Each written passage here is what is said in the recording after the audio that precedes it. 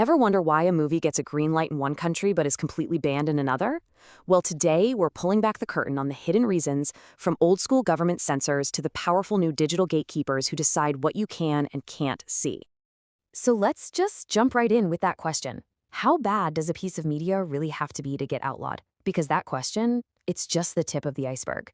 It's really our entry point into a much bigger story about who holds the power to control what we all consume. And here's the thing. It's almost never just about the obvious stuff, like sex or violence. When you actually dig into the source material, the real reasons are so much more interesting. We're talking about fear, about protecting powerful people, and about maintaining control. All right, so here's our roadmap for this explainer. We're going to start with the most common justification, then move into the hidden political motives, see how the internet completely changed the game, and finally take a look at where all of this is heading. Let's start with the big one, the reason you hear about most often for a ban. It's this deep-seated social fear that fiction is somehow going to bleed into reality, that what we watch on a screen is going to cause direct, actual harm out here in the real world. And this is where that line between fiction and reality gets terrifyingly blurry. When real-life criminals actually started pointing to the film Natural Born Killers and saying, "That's what inspired me," it created this undeniable and very powerful argument for censorship. It was all the ammunition they needed, and the film ended up getting banned in several countries. Of course, after movies, video games became the next major target. And here, the fear was even bigger, because it wasn't just about passively watching violence. It was about actively participating in it.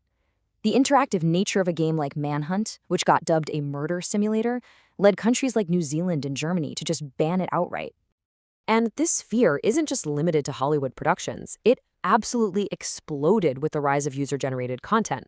Viral trends like happy slapping forced platforms like YouTube to become these kind of reluctant censors, removing thousands of videos and rewriting their own policies to ban violent pranks.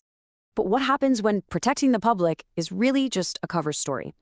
In this next section, we're going to see how bans are used not to prevent harm, but to protect the powerful from looking weak or incompetent. This is just a perfect example of that huge gap between the public reason and the private motive. The BBC produced a film about a nuclear attack, and then they banned it themselves for 20 years. Officially, they told the public it was too terrifying. But surprise, surprise, declassified documents later showed the real reason. The government absolutely hated that the film made them look completely unprepared. This timeline just reveals how far an institution will go to suppress the truth. For over 2 decades, think about that, more than 20 years, the state of Massachusetts fought to keep this documentary hidden. Publicly, they claimed it was to protect patient privacy. In reality, they were protecting themselves from a firestorm of lawsuits and outrage over the horrific conditions the film exposed. And all this brings us to the modern digital era, where the power to censor has fundamentally shifted. The decision-making is no longer just in the hands of governments and courts. Now, it's also in the hands of massive corporations. I mean, this was a crisis that governments were totally unequipped to handle. You had malicious creators hijacking beloved characters to make these just bizarre, often traumatic, videos for kids, all designed to gain the YouTube algorithm for more views. This forced the platform itself to become a kind of global censor. And the scale of this problem was just staggering. We're talking about more than 150,000 videos being mass deleted. This wasn't a court order, this was a single corporation making a massive moderation decision that affected creators and viewers all over the world, instantly. This incident reveals another incredibly powerful new gatekeeper, the advertiser. It wasn't a government that punished this creator. The real consequences, the things that actually hurt, came from corporations like Disney pulling their lucrative deals.